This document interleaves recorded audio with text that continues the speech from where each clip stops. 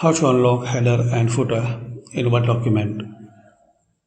So there is a two-way to activate unlock.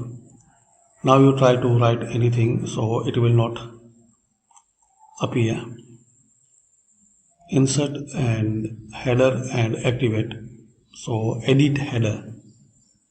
Now you can make changes in the header.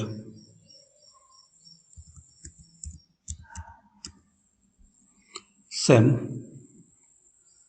Insert and footer and click on edit footer.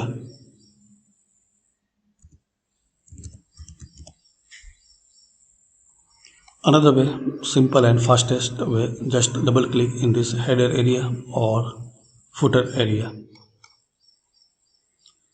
Move your cursor and double click. Thanks for watching.